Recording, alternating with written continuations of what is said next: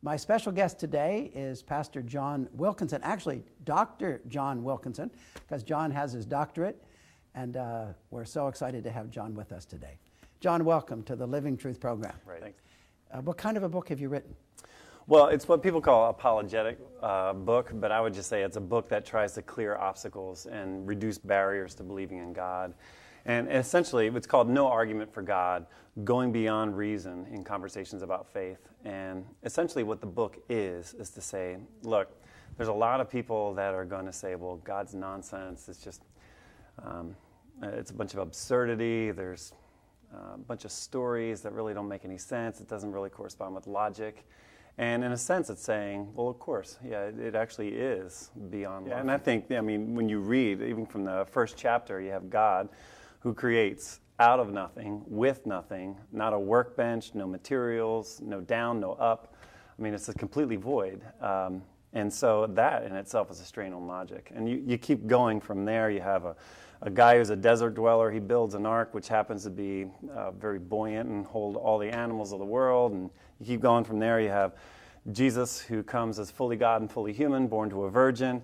All these things strain logic, and they go beyond rationality. And what's a shame is a lot of times pastors, people that are of the faith, they engage in this kind of dialogue and oftentimes war where they say, no, it's got to all make sense. It's got to all fit within reason and rationality. And it's kind of an odd war to get in. I don't know why we don't, as believers, say, well, of course, yeah, it doesn't.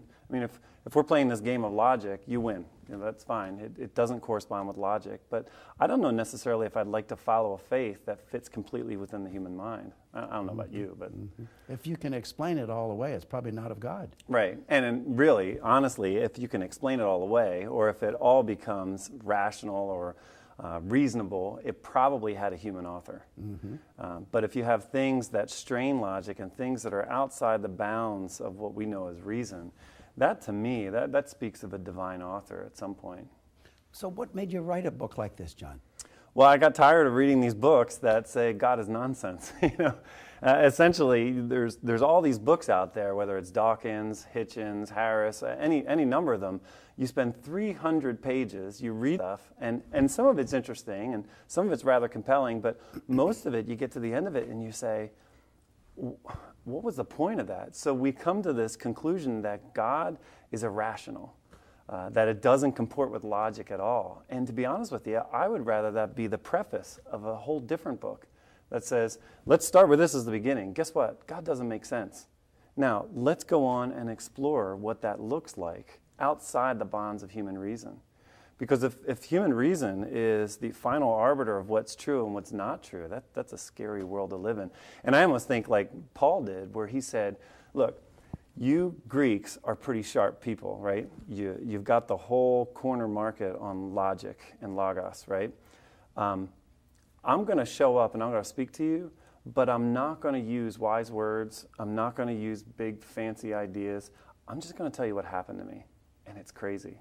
And in fact, the stuff that happened to me, you're going to laugh at me, and you're going to mock me, and you're going to say, oh, yeah, it's all that resurrection stuff. Because the Greeks, obviously they were hacked off at this idea about God coming down as a person. That was completely illogical to them.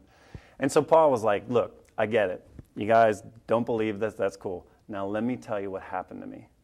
And I think a lot of times that's all we as believers need to do, is that we need to get out of this verbal sparring match that we find ourselves in, of kind of like a tit for tat. I'm going to throw all this logic-inspired data at you so that I can convince you somehow that God's reasonable.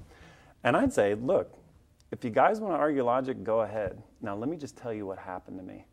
And I'm gonna give it to you in no uncertain terms. And if you want to laugh at me, that's great. But if not, then I want to tell you some more.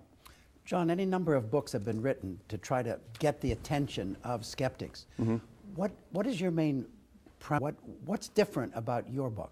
Well, see, mine has a much more attractive cover. Oh, okay. Well, that's really good. No, I'm just kidding. What's the idea of the dead bird on the cover? Well, I think the difference between no argument. That doesn't have anything to do with me, does it? Did I position this right? Yeah. What I think the difference is between my book and maybe traditional books along apologetics or overcoming barriers to faith is this.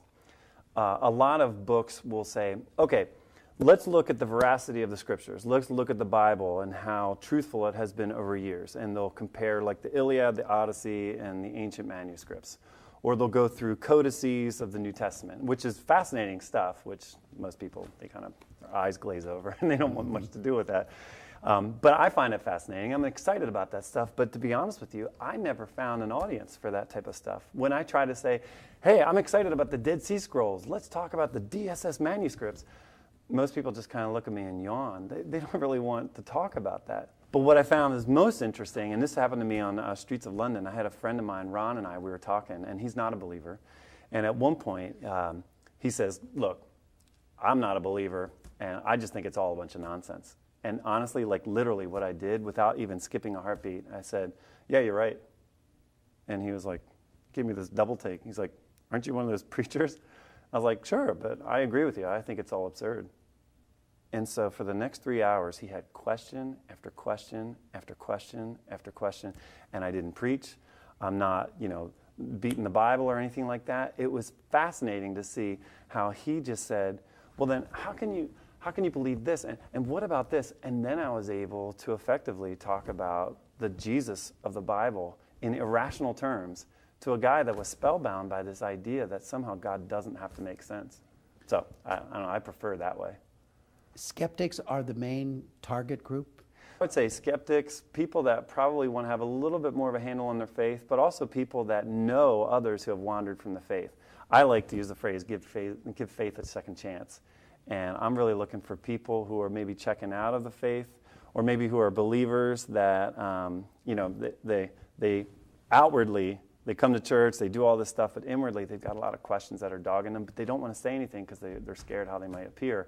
I want them to read this book and say, that's exactly what I've been thinking for a long time. I just don't know how to say it. Have you been interacting with any number of skeptics through the years? Oh, yeah. Yeah, in fact, I have a good friend of mine that is a total atheist, and we've been talking about this book probably for the last couple months now, and it's amazing to see how effective God's words and God's concepts are when they challenge the court of human reason. We met in a coffee shop, and one of the first things he said to me, he's like, the last time we met, that thing you said about reading, like, it's been buzzing in my head over and over. I can't get rid of it. He's like, I want to hear more about this. And these aren't my ideas. These are Paul's ideas. These are ideas of Scripture. These are ideas I think found in theology that are in a fun way. Now you know me, Larry. You know I'm not Mr. Stodgy. I like to tell good stories and have some fun with it. And that's really what the book I think is good with, is that we have some fun together. I tell some funny stories. People can read this book and access it, and then all of a sudden, before they even realize it, they're knee deep in some deep thoughts that they can transfer to their friends.